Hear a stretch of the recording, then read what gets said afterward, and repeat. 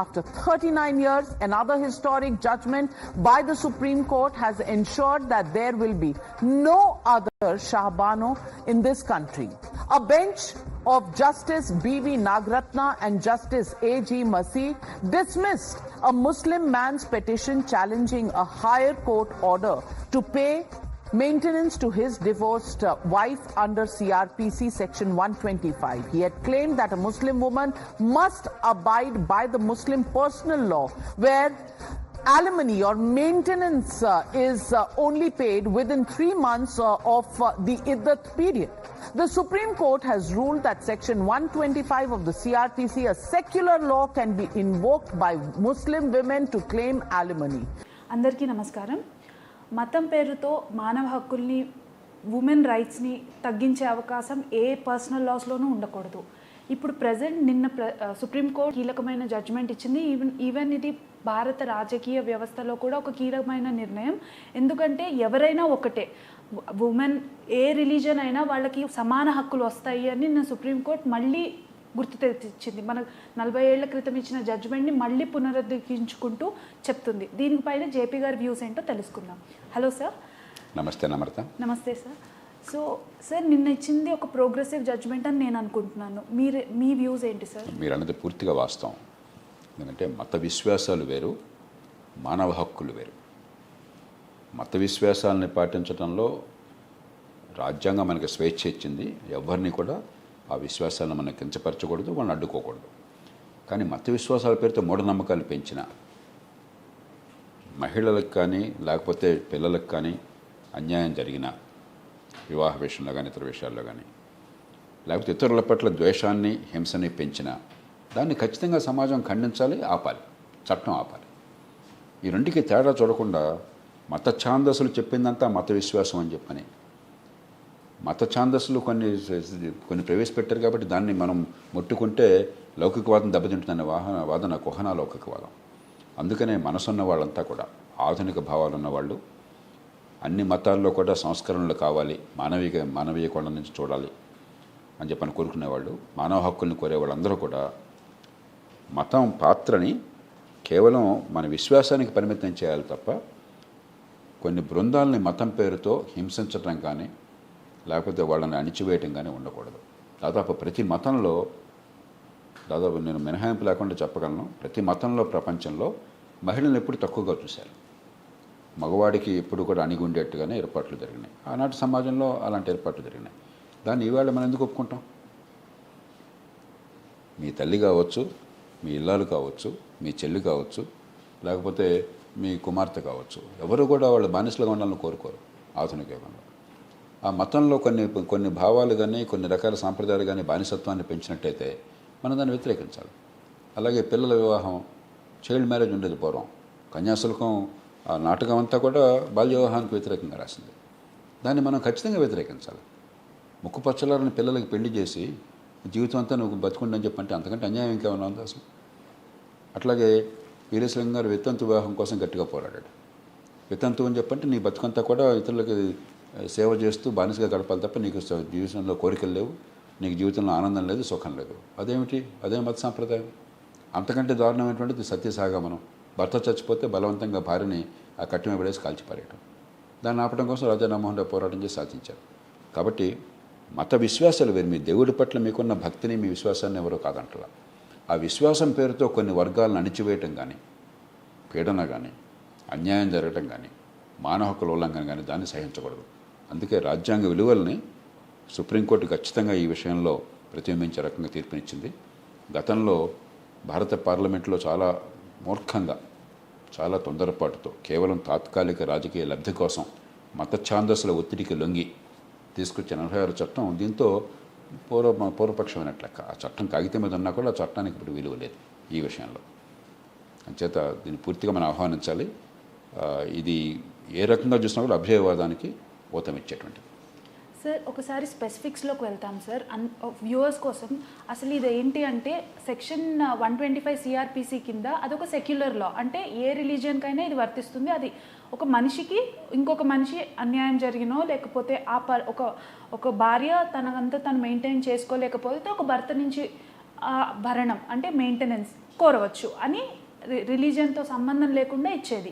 ఇది బల్లగుద్ది మరి ప్రతి కొన్ని ఏళ్ల నుంచి జరుగుతుంది. షాబానో కేసు అని 40 ఏళ్ల క్రితము జరిగింది. అప్పుడు కూడా సుప్రీంకోర్టు ఎస్ ఇవ్వాలి అని చెప్పింది. కానీ అది మళ్ళీ రాజకీయంగా ఎందుకో డైవర్ట్ అయింది అనిపిస్తుంది సార్. మీరు అన్నట్టు ఇందాక 1986లో అది డైల్యూట్ చేసేసారు. ఓన్లీ 90 డేస్కే ఇవ్వవచ్చు. ఏంటి సార్ ఇదంతా? మీరు అన్నట్టుగా నమ్రత, సిఆర్పిసిలో ఆనాటి సిఆర్పిసిలో 125 సెక్షను, కొత్త సిఆర్పిసి భారత నాగరిక సంహిత ఏదో అన్నారు, నాకు నోటి తిరగటం లేదు, దానిలో 144 సెక్షన్ అదే దాన్ని మళ్ళీ తిరిగి దీన్ని రాశారు. ఏం చెప్పింది? భార్య కానీ మీతో విడిపోయి ఉంటే, అంటే ఆవిడ కావాలని విడిపోవటం కాదు, లేకపోతే విడాకులు ఉంటే, లేక మైనర్ పిల్లలు కానీ, మరి పిల్లల్ని ఎవరు రక్షిస్తారు? మైనారిటీ ఉన్నప్పుడు వాళ్ళ పోషణ చూసుకున్నప్పుడు వృద్ధాప్యంలో ఉన్న తల్లిదండ్రులు కానీ, వాళ్ళకి ఆస్తిపాస్తులు ఆదాయం లేకపోతే, మీకు ఆదాయం ఉండి మీకు వాళ్ళని పోషించేటువంటి ఆదాయం ఉంటే, రెండు పెట్టారు. వాళ్ళకేమో అవసరం కావాలి, మీకేమో స్తోమత కావాలి. ఈ రెండు ఉంటే వాళ్ళని పోషించే బాధ్యత మీది. అది ఏ రకంగా తప్పు? కట్టుకున్న భార్యని ఆవిడికి ఆస్తిపాస్తులు ఆదాయం లేకపోతే, ఆవిడని దూరంగా ఉంచి పోషించకపోతే, కన్న తల్లిదండ్రులని పోషించిన తల్లిదండ్రులని మీ దగ్గర ఆదాయం ఉండి వాళ్ళకి ఆదాయం లేక వాళ్ళు విలువల్లాడి పస్తులుంటే, మీరు కన్న బిడ్డలు మైనారిటీలో ఉండి వాళ్ళు తినడానికి తిండి లేకపోతే వాళ్ళని పోషించడం మీ బాధ్యత కదా? అదే ఆ చట్టం చెప్పింది 125 సిఆర్పిసి. అన్ని మతాలకి వర్తిస్తుంది. అరుదుగా కోర్టుకు వెళ్తాయి, కానీ కోర్టుకు వెళ్ళినట్టయితే కోర్టు విధిగా వాళ్ళని పోషించాలి, నెలకి మీకున్న స్తోమతను బట్టి ఇంత ఇవ్వాలని నిర్ణయం చేస్తారు. ఆ రోజుల్లో నాకు గుర్తున్నంత వరకు 170-180 రూపాయలు నెలకి ఇమ్మన్నారు భరణం 80 దశకంలో. అది కోర్టు ఇస్తే దాన్ని హైకోర్టు వెళ్తే హైకోర్టు కూడా దాన్ని సమర్థించింది. సుప్రీంకోర్టుకి వెళ్ళారంటే ఎన్ని లక్షలు ఖర్చు పెట్టారు ఛాందస్వాదులు? 175 రూపాయలు డబ్బులు ఇవ్వకుండా ఆపడానికి నెలకి లక్షల రూపాయలు ఖర్చు పెట్టారు కోర్టులో. సుప్రీంకోర్టు కూడా అదే వాస్తవము, దాన్ని సమర్థిస్తున్నామని తీర్పిచ్చింది. అప్పుడు ఏం చేశారు? మత ఛాందస్సులు అంతా కూడా ఇదేదో మత విషయంలాగా, ఇది మత విషయం ఎట్లా అవుతుంది? మీరు పెళ్లి చేసుకున్న మహిళ తినడానికి తిండి లేకపోతే ఆవిడకి తిండి పెట్టడం మతానికి వ్యతిరేకం ఎట్లా అవుతుంది? Basic fundamental right. ఏ రకంగా అవుతుంది? కానీ ఇది మత ఛాందస్సులు ఏదో కొంప మునిగిపోయినట్టుగా గగ్గోలు పెట్టి, ఆనాడు కాంగ్రెస్ పార్టీ రాజీవ్ గాంధీ ప్రధానమంత్రిగా ఉన్నారు. 405 సీట్లు ఆయనకి పార్లమెంట్, 415 వచ్చిన సీట్లు పార్లమెంట్లో, అఖండ మెజారిటీ ఉన్నది. ఆయన కూడా ఆయన భయభ్రాంతులను చేశారు. ఆయన వెంటనే లొంగిపోయాడు.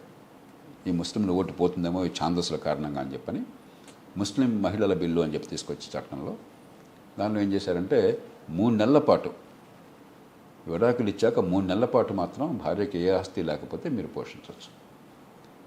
మైనారిటీ పిల్లలు కూడా, మీ పిల్లలు, మీరు కన్న పిల్లలు, వాళ్ళు కూడా ఆవిడ గర్భస్థ మహిళ అయితే బిడ్డలు పుట్టేదాకా, ఆ తర్వాత 2 ఏళ్ల వయసు దాకా, ఆ తర్వాత మళ్ళీ మీ బాధ్యత. మీ పిల్లలే, వాళ్ళకి తినడానికి తిండి లేదు, ఆస్తి లేదు, కానీ ఈ చట్టంలో ఏం చెప్పారు?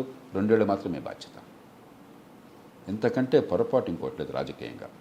రాజకీయంగా పొరపాటు, న్యాయపరంగా పొరపాటు, రాజ్యాంగపరంగా పొరపాటు, మానవ హక్కుల పరంగా పొరపాటు. కానీ మీరు ఇందాక అన్నట్టుగా రాజకీయంగా ఈ దేశ చరిత్రను మలుపు తిప్పింది ఈ కేసు. ఎప్పుడైతే ఏకపక్షంగా ఛాందస భావాలకి తల ఒగ్గి ఒక రాజకీయ నిర్ణయం తీసుకుని పార్లమెంట్లో ఈ మూర్ఖపు చట్టాన్ని పాస్ చేశారో, సమాజంలో చాలా వ్యతిరేకత వచ్చింది. కాంగ్రెస్ పార్టీలో బోడింత వ్యతిరేకత వచ్చింది. బలవంతంగా వాళ్ళ గొంతు మోయించి, ఎందుకంటే అప్పటికే పార్టీ ఫిరాయింపు నిషేధం అన్న పేరుతో రాజ్యాంగ సభని తీసుకొచ్చారు.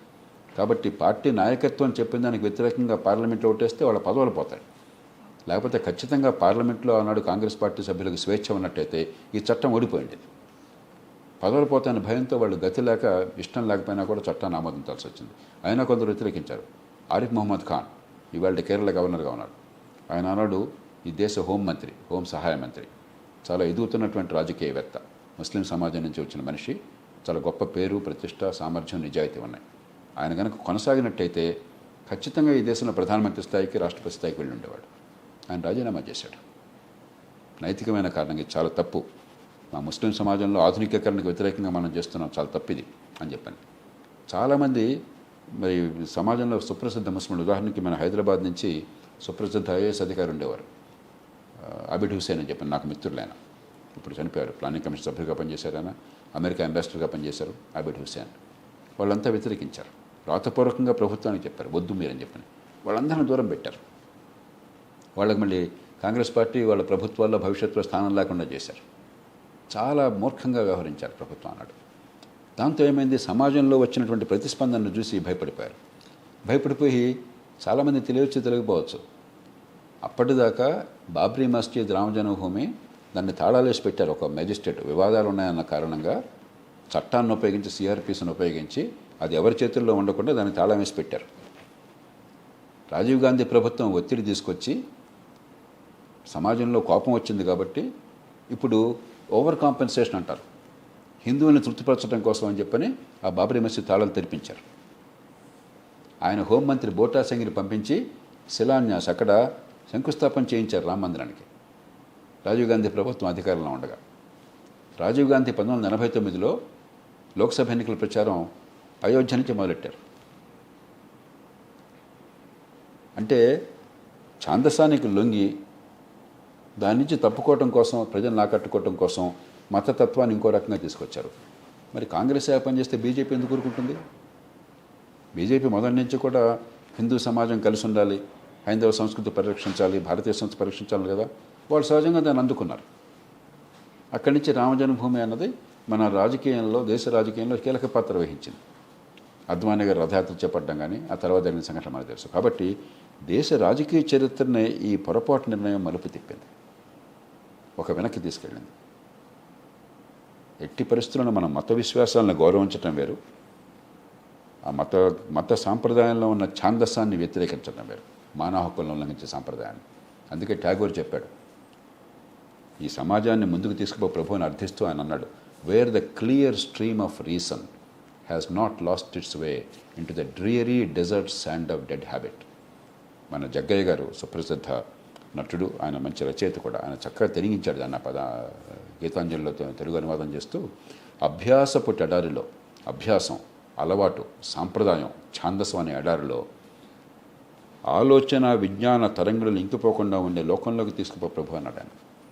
ఇది ఖచ్చితంగా అభ్యాసపు ఎడారిలో, ఛాందసం అనే ఎడారిలో ఆలోచన, మానవ హక్కుల్ని పూర్తిగా ఆనాడు ఇంకిపోయేట్లు చేశారు. దాని పర్యవసానం ఈ దేశం తీవ్రమైన మూల్యం చెల్లించింది.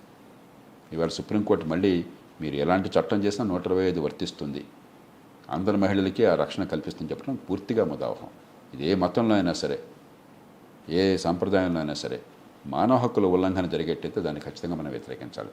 హిందూ మతంలో కులం పేరుతో కావచ్చు, లేకపోతే గతంలో సతీసాగమనం కావచ్చు, బాల్య వివాహం కావచ్చు, వితంతు వివాహం నిషేధించడం కావచ్చు, ఇతర మూర్ఖపు సాంప్రదాయాలు కావచ్చు, అలాగే ఇతర మతాల్లో పొరపాట్లు కావచ్చు, రాజ్యాంగబద్ధంగా వాటిని ఒప్పుకోకూడదు, తిరస్కరించాలి, మానవీకరణ చేయాలి, అభివృద్ధికి దోహదం చేయాలి. దానిలో ఇది భాగంగా స్వీకరించాలి. కానీ ఇది మతాల మధ్య పోరాటంలాగా, రాజకీయ పోరాటంలాగా మార్చడం పొరపాటు. Definitely sir. సార్, ఏ రిలీజన్ అయినా ఎందుకు ఒక రిలీజన్ ప్రిన్సిపల్స్ మేమందరం ఫాలో అవుతాం ఎవరమైనా, ఒక పర్టికులర్ డిసిప్లిన్, ఒక హ్యూమన్, ఒక మోడర్నిటీ వైపు ఎవాల్వ్ అవ్వడానికి. బట్ ఇలాంటి లాస్ ఏదైనా, అది ఏ రిలీజన్లో అయినా డిగ్రేడ్ అయిపోతున్నాయి. కాకపోతే అట్ ద సేమ్ టైం మీరు అన్నట్టు ఇప్పుడు కొన్ని పొలిటికల్ వాళ్ళు in their own community reform తేవాలి అని హోంమంత్రి లాంటి వాళ్ళు కూడా పక్కకు తొలుగున్నారు. ఎందుకంటే చేయలేకపోయారు, ఆ పొలిటికల్ చిక్కుల్లో పడిపోయారు అని. అలాగే కట్ చేసుకుంటే ఈ రోజుకి నేను కొన్ని ఆర్గనైజేషన్స్ చూశాను సార్, అందులో ముస్లిం ఉమెన్ ఆంటర్ప్రెన్యూర్స్ ఉన్నారు, ఇప్పుడు ఇండిపెండెంట్ అవుతున్నారు మెల్లమెల్లగా, they are coming out, they are giving it good. కానీ ముందు అలా లేదు. వాళ్ళు అంటే చదివించలేకో లేకపోతే కొన్ని కారణాల వల్ల ముస్లిం ఉమెన్ అనే కాదు, జనరల్గా కూడా women are step back. So ఇట్లాంటి ప్రొటెక్టివ్ మెజర్స్ ఆర్ ఇంపార్టెంట్. ఇక్కడ రిలీజన్ ఎందుకు వస్తుంది, అసలు రాకూడదు కదా. అందుకని ఇది కేవలం రెండు ఇక్కడ. ఒక పక్కనేమో ఛాందసవాదులు ఏ మతంలో అయినా సరే తరతరాలుగా మీరు చూడండి, శతాబ్దాలుగా, కొన్ని వందలు వేల సంవత్సరాలుగా చూస్తే ప్రతి మతంలో కూడా దేవుడికి ప్రజలకి మధ్య వాళ్ళు సంధానకర్తలైనారు, ప్రీస్ట్స్. వాళ్ళు ఎప్పుడు కూడా తమ అధికారం పోతే సమాజం మీద ఆధిపత్యం పోతుంది. కాబట్టి వాళ్ళు చెప్పిందే వేదం, వాళ్ళు చెప్పినట్టే నడవాలి. అది కుల వ్యవస్థ కావచ్చు, ఫలానా కులంలో ఫలానా కుటుంబంలో పుట్టాడు కాబట్టి వాడు గొప్పవాడన్న భావన కావచ్చు, వాడు చెప్పిందే ఆచరించకపోతే వెలివేస్తారన్న భయం కావచ్చు. ఇవన్నీ కూడా ఈ ఛాందసవాదులు మతాన్ననే దాన్ని అడ్డుపెట్టుకుని భగవంతుని మీద విశ్వాసాన్ని 199 మందికి భారతదేశంలో భగవంతుడు అంటే విశ్వాసం అన్నది. అది వారి ఇష్టం. నాలాంటి వాళ్ళని సంశయవాదులు, నాకు దేవుడు ఉన్నాడు నాకు తెలియదు, నాకు అవసరం లేదు, అది నా ఇష్టం. కానీ భగవంతుని మీద ఉన్న విశ్వాసం అత్యధికులకు ఉంది కాబట్టి, అందులో అమాయకులకి, పెద్దగా అక్షరజ్ఞానం లేని వాళ్ళకి, పెద్దగా ఆర్థిక స్తోమత లేని వాళ్ళకి చాలామందికి ఆ విశ్వాసం ఉంది కాబట్టి అమాయకత్వాన్ని ఆసరాగా చేసుకుని వాళ్ళని పీడించడానికి, వాళ్ళని అదుపు చేయడానికి, లేకపోతే సమాజంలో ఉన్న కొన్ని పురుషాధిక్యం కావచ్చు, లేకపోతే మహిళల నడిచివేత కావచ్చు, కులం పేరుతో దాష్టీకం కావచ్చు, ఆభిజాత్యం కావచ్చు, వాటిని కొనసాగించడం కోసం చెప్పని ఈ మతం అనే ముసుగు పెట్టారు. ఇది మతం కాదు. ఏ దేవుడు కూడా మనుషుల్ని మనుషులుగా చూడొద్దని చెప్పి అనరు. ఏదన్నా చెప్పనండి, మా దేవుడు అలా చెప్పడం చెప్పాను, ఏ దేవుడిని చెప్పనండి, అసాధ్యం. అది దేవుణ్ణి సృష్టించుకున్నది మనిషికి సమాజానికి మధ్య సంబంధాన్ని అన్వేషించడం కోసం, మనిషి తన వ్యక్తిగతమైనటువంటి అవసరాల కోసం సమాజాన్ని బలిపెడితే సమాజం నష్టపోతుంది. కాబట్టి మనిషి ఎదుగుదల, సమాజం హితం రెంటిని సంధానించాలి. దానికోసమే మతం వచ్చింది. మతం వచ్చిన కారణం మనిషిని ఒక మార్గంలో పెట్టడం. సన్మార్గం అంటే ఏంటి? మీరు ఏ మతమైనా చూడండి, వాళ్ళు చెప్పే మత ప్రబోధనలు ఏమిటి? సన్మార్గం అంటే ఏంటి? ఇతరులకు నష్టం కలగకుండా నీ బతుకు నువ్వు బతకాలని చెప్తున్నారు వాళ్ళు. ఏ భాషలో చెప్పినా, ఏ రకంగా చెప్పినా కూడా దాని వెనుక అంతరార్థం ఒక్కటే, నువ్వు ఏదన్నా చేయి, కానీ నీ స్వేచ్ఛ, నీ బతుకు, నీ అవసరం, ఇతరులకు అన్యాయం జరగకూడదు. అన్యాయం జరిగితే పాపం జరిగితే దేవుడు శపిస్తాడు, దేవుడు శిక్షిస్తాడు. ఇది మతంలో అంతరార్థం మౌలికంగా. అంటే వ్యక్తికి సమాజానికి మధ్య సంబంధాన్ని అన్వేషించే ప్రయత్నం. దాన్ని ఛాందసంగా మార్చి, మూఢనమ్మకంగా మార్చి, కొన్ని వర్గాలను పీడించి, కొంతమంది ఆధిపత్య ధోరణిలో ఉండి ఇది చేయడం కొన్ని వేల సంవత్సరాలు జరిగింది. ప్రతి మతంలో జరిగింది, ఇది కొత్త కాదు. ఆధునిక యుగంలో జరిగింది ఏంటి? ఆ మతాన్ని మానవీకరించే ప్రయత్నం జరుగుతున్నది. ఈ మతంలో ఉన్న మూఢనమ్మకాలని, మతం పేరుతో ఉన్న అణిచివేతని, దుర్మార్గాన్ని, హింసని, ద్వేషాన్ని తొలగించి మతాన్ని మానవీకరించే ప్రయత్నం జరుగుతోంది. క్రైస్తవంలో జరిగింది, హైందవ మతంలో జరుగుతోంది, ఇంకా జరగాల్సిన చాలా ఉంది. ఇప్పుడు మనకి కుల వ్యవస్థ మీద పోరాటం జరిగిన భారతదేశంలో, మహిళల హక్కుల కోసం పోరాటం జరిగిన, సత్యశగం లాంటిది నిషేధించిన, ఇవన్నీ కూడా సమాజం నుంచి ఒక స్పందన వచ్చింది. మన దేశంలో గొప్పతనం ఏంటంటే మనం రాజకీయాన్ని బాగా తిడతాం. నేను బాగా రాజకీయంలో తప్పుని విమర్శిస్తాను, అందరికీ తెలుసు. కానీ అదే సమయంలో రాజకీయ పార్టీలు, ఈ పార్టీ ఆ పార్టీ తేడా లేకుండా మొత్తం మీద స్థూలంగా ఆలోచించినట్టయితే ఎప్పుడూ కూడా ఆధునికీకరణకు వ్యతిరేకంగా పోలా. మహిళల గర్భస్రావ హక్కు, medical termination of pregnancy act 1971లో వచ్చింది భారతదేశంలో. అమెరికాలో ఇప్పుడు కూడా తనుగు చూస్తున్నారు, మహిళలకు హక్కు ఉండాలో వద్దని. ఇప్పుడు ఇవాళ పెద్ద అంశం ఇక్కడ ఎన్నికల రాజకీయంలో అమెరికాలో ఇప్పటికి కూడా అది చాలా దేశాల్లో ఇప్పుడు చర్చ జరుగుతుంది. మనం ఏ రకమైనటువంటి వ్యతిరేకత లేకుండా సమాజం అన్ని వర్గాల్లో కలిసి వచ్చి రాజకీయ పార్టీలు అందరూ కూడా ఒప్పేసుకుని రోడ్ల మీద ప్రొటెస్టులు లేవు, గొడవలు లేవు, గందరగోళం లేదు. చాలా ఉదారమైనటువంటి మహిళలకు పూర్తి హక్కునిచ్చేటువంటి ఎంటీపీ యాక్ట్ పెట్టాం. ఎప్పటిదాకా ఏ రకమైన ఇబ్బంది లేదు. కాబట్టి మన సమాజానికి, మన రాజకీయానికి ఎన్ని లోపాలు ఉన్నా కూడా కొంత బలం ఉన్నది. అస్పృశ్యత నివారణ, కుల వ్యవస్థని కాస్త తగ్గించడం, రాజకీయంలో పెద్ద తప్పలేదు. రాజకీయంలో కులాన్ని వాడుతున్నారు, అది వేరే విషయం. కానీ చట్టాల నిర్మాణంలో, రాజ్య వ్యవస్థ నిర్మాణంలో ఈ మూఢనమ్మకాలని, ఈ మతం పేరుతో ఉన్నటువంటి చెడుని తొలగించడం కోసం భారతదేశంలో చిత్తశుద్ధితో ప్రయత్నం జరిగింది, ఏకాభిప్రాయంతో. దాన్ని మనం గౌరవించాలి. అయితే అదే రాజకీయం ఓట్ల కోసం అని చెప్పని ఈ వర్గాన్ని, ఆ వర్గాన్ని ప్రేరేపించి, కులం పేరుతోనో ఈ మతం పేరుతోనో మరోదంతను ప్రేరేపించి ఆ ఓటు బ్యాంకులుగా మార్చుకుని దానికోసం మళ్ళీ ఛాందసానికి కొన్ని సందర్భాలు వెళుతుంది. ఇది అలాంటి అరుదైన సందర్భం. 86లో తీసుకొచ్చిన చట్టం, ఆ చట్టం తీసుకొచ్చిన అందరికీ తెలుసు పొరపాటు చేస్తున్నాం, తప్పు చేస్తున్నాం అని చెప్పాను. నేను పివి నరసింహారావు గారితో, ఆయన ప్రధానమంత్రి పదవి వదిలేసిన తర్వాత నేను చర్చిస్తూ యాంటీ డిఫెక్షన్ లా, పార్టీ ఫిరాయింపు నిషేధాన్ని ఇష్టం వచ్చినట్టు వాడితే దేశానికి అంత అపకారం జరుగుతుంది, ఇది ఉదాహరణగా చెప్పాను. చాలా తప్పు జరిగింది. యాంటీ డిఫెక్షన్ లా లేకపోతే, పార్టీ ఫిరాయింపు నిషేధాన్ని లేకపోతే ఆనాడు ఎంపీలు స్వేచ్ఛగా తప్పుని చెప్పేవాళ్ళు, ఎదుర్కొన్న వాళ్ళు, ఈ దేశం ఇంత అన్యాయం పాలయ్యేది కదా. ఆయన ఆనాడు మాకు మత ఛాందస్సుల నుంచి బోడితో ఒత్తిడి వచ్చిందని, లొంగిపోవాల్సి వచ్చింది అని చెప్పారు. ఆయన వాదన అని చెప్పారు. కాబట్టి మన మొత్తం మీద రాజకీయంలో ఎన్ని తప్పులు ఉన్నా కూడా ఈ దేశంలో రాజ్యాంగ విలువలు, ఆధునికీకరణకి ఈ దేశ రాజకీయ వ్యవస్థ, సమాజం అనుకూలంగా ఉన్నాయి. మనం దాన్ని పూర్తిగా సమర్థించాలి.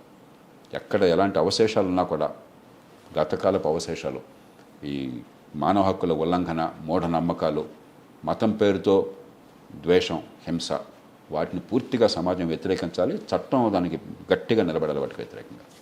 Sir final question sir. So ఈ సూపర్ స్టిషన్స్, మూఢనమ్మకాలు, ఇంకేమైనా మత ఛాందసం, ఇవన్నిటి మధ్యలో బలైపోయేది ఒక ఉమెన్, ఆర్ ఇంకా స్పెసిఫిక్గా ఈ కేసులో ముస్లిం ఉమెన్. వాళ్ళు దాని నుంచి బయటికి రావడానికి వాళ్ళు ఏం మహిళలు, చేయగలరు? పిల్లలు, బలహీనులు, అలాగే కొన్ని హిందూ మతమైనట్టయితే కులాల పేరుతో మరి కుల వ్యవస్థకి వాళ్ళ పూర్తిగా పీడనకు గురైన వాళ్ళు ఎప్పుడు కూడా బలహీనులు నష్టపోతారు, వల్నరబుల్ సెక్షన్స్. వాళ్ళు ఏం చేయగలరు? ఇప్పుడు ఇప్పుడు మీరు ఎప్పుడు అంటుంటారు కదా సార్, ఇప్పుడు ఏం చేయక్కర్లేదు. మనం ఏంటంటే రెండు చేయాలి. ఒకటి, ఇలాంటి నిర్ణయాలు జరిగినప్పుడు చట్ట రూపంలో కావచ్చు, లేకపోతే కోర్టుల ద్వారా కావచ్చు, ఇది ట్రయంఫలిజం ఉండకూడదు. ఇది ఒక మతం ఇంకో మతం మీద ధాష్టికం ప్రదర్శించే సమయం కాదు. మేము విజయం సాధించాం, విజయగర్వం చూపెట్టే సమయం కాదు.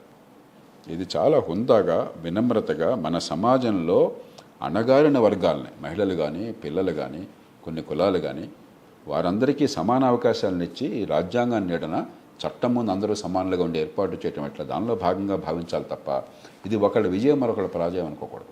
ఇది చాలా తప్పది, మొట్టమొదటిది. రెండోది, ప్రతి సమాజం కూడా మత విశ్వాసాలు వేరు, ఛాందసం, మూఢనమ్మకాలు వేరు అన్న విషయాన్ని బాగా అర్థం చేసుకోవాలి, ప్రతి తరానికి అర్థమయ్యేట్టు చెప్పాలి. మూడోది, ఆచరణలో మీకు నమ్మిన మతాన్ని మీరు పాటిస్తూ, మీ నమ్మిన దేవుడిని మీరు ఆరాధిస్తూ, మానవ హక్కుల ఉల్లంఘన లేకుండా ఉండేట్టుగా మీ జీవితంలో మీరు ఏర్పాట్లు చేసుకోవాలి నిశ్శబ్దంగా. ఎప్పుడైతే సమాజంలో ఏకాభిప్రాయం వస్తుందో, నేను ఖచ్చితంగా నమ్ముతున్నాను, ఇవాళ హిందూ సమాజం కానీ, ముస్లిం సమాజం కానీ అత్యధికులు మతం పేరుతో కొందరి ప్రజల్ని అన్యాయం చేయాలని కోరుకోరు, కొందరి మీద హింస చేయాలని కోరుకోరు. మనసున్న ఏ కుటుంబంలో అయినా కూడా, ఏ మతం వాడైనా కూడా తన భార్యనో, తన కూతురునో, తన చెల్లెలనో దారుణంగా అవమానించాలని కానీ, లేకపోతే బానిస చూడాలని కానీ కోరుకోడు, వాడు పశువు అయితే తప్ప. అత్యధికులకు ఆ భావన ఉంది. ఆ భావన మీరు ప్రకటించండి, భయపడిపోకండి, ఆచరించండి. మాట చెప్పి ఊరుకోవడం కదా, ఆచరించండి జీవితంలో. మన జీవితంలో కూడా మన తప్పులు తెలుసుకుందాం. మన కుటుంబాల్లో కూడా ఇప్పటికి కూడా చాలా కుటుంబాల్లో మహిళకి తెలివితేటలు ఉన్నా కూడా వంటింట్లో వంట చేసి పెట్టే మనిషి. మన పిల్లల్ని పెంచేటప్పుడు కూడా ఆడపిల్ల అయితే కంచాలు కడగమంటాం, మగపిల్లలు నువ్వు ఎందుకు నేను చూస్తానని చెప్తాం.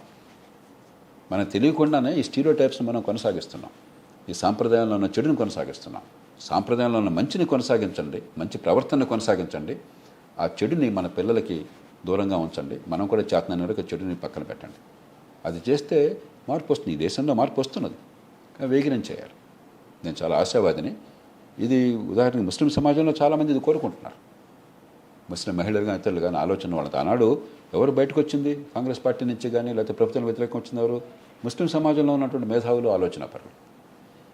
కాబట్టి ఈ సమాజం ఆ సమాజం లేదు. ప్రతి సమాజంలో కూడా మంచిని కోరుకునేవాళ్ళు, మానవ హక్కులను కోరుకునేవాళ్ళు, మహిళల హక్కులను కోరుకునేవాళ్ళు అత్యధికులు ఉన్నారు. వాళ్ళు మౌనంగా ఉండకుండా గొంతు విప్పాలి, ఆచరించి చూపెట్టాలి. Definitely sir. Thank you.